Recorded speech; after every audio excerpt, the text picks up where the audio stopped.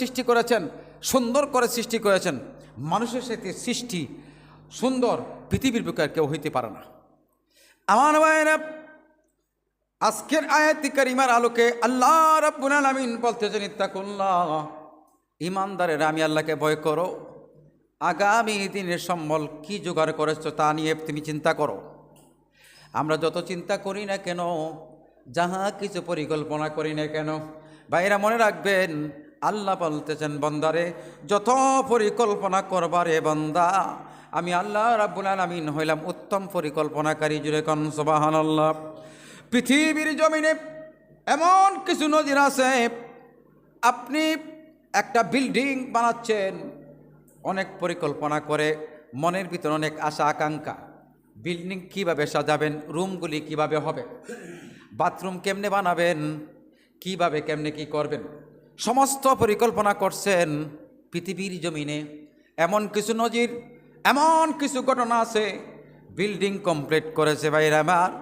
আল্লাহ পাক বলতেছেন, বান্দারে প্রথম পরিকল্পনা করে আশা আকাঙ্ক্ষা করে বিল্ডিং বানাইছো, আমি আল্লাহ পাক রব্বুল আলামিন তোমাকে বিল্ডিংয়ে ঘুমাইবার সময় দেব না। এরকম কিছু আছে, বিল্ডিং কমপ্লিট করছে, সব কিছু করছে, উদ্বোধন করবে, কিন্তু ওই লোকটা পৃথিবীতে নাই। আল্লাহ বলতেছে, বান্দারে আমি এটা পারি, তো আমি এটা পারি। তুমি জানো তোমাকে কত হিকমত করে পৃথিবীতে আমি আনছি। এই জন্য আমি বারবার একটা কথা বলি ভাইরা আমার, আল্লাহ পাক রব্বুল আলামিনের তরফ থেকে যদি দুঃখ আসে, কষ্ট আসে, লাঞ্ছনা আসে, বঞ্চনা আসে, যদি আসে, এটা নিয়ে আফসোস করবেন না।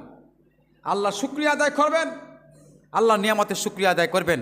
নিশ্চয়ই আল্লাহ পাক রব্বুল আলামিন আমাকে মহাব্বত করেছেন, বিধায় আজকে আমাকে বিপদ দিয়েছেন। ও আল্লাহ, তোমার মুসিবত, তোমার বিপদ সইবার মতো ক্ষমতা তুমি আল্লাহ আমাকে দান করিও। যদি আলহামদুলিল্লাহ বলতে পারেন, আল্লাহ শুকরিয়া আদায় করতে পারেন, আল্লাহ বলবেন তুমি ধৈর্য ধারণ করেছ, শুকরিয়া আদায় করেছ, তোমাকে আমি লাঞ্ছিত করেছি, অপমান অপদস্থ করেছি, ধন দিয়ে হোক, জন দিয়ে হোক, ছেলের সন্তান দিয়ে হোক, পরিবার বারে হোক, মানে সামাজিকভাবে হোক, যেভাবে হোক তোমাকে লাঞ্ছিত বঞ্চিত করছি, অপমান করছি, তুমি ধৈর্য ধরো, আমি আল্লাহ শুকরিয়া আদায় করো, আমি আল্লাহর কাছে তাকাও, তারপরে দেখো আমি আল্লাহ তোমাকে কি দেই। যেরকম সুবহানাল্লাহ। আল্লাহ বলতেছেন, আমি তোমাকে এমন দেওয়া দেব, হ্যাঁ, ইজ্জত বেজ্জত সব কিছুর মালিক আমার আল্লাহ। ঠিক কিনা বলেন? আপনার অন্তর যদি ঠিক থাকে, আপনি যদি সঠিক রাস্তায় চলেন, সঠিকভাবে চলাফেরা করেন, হালাল রুজি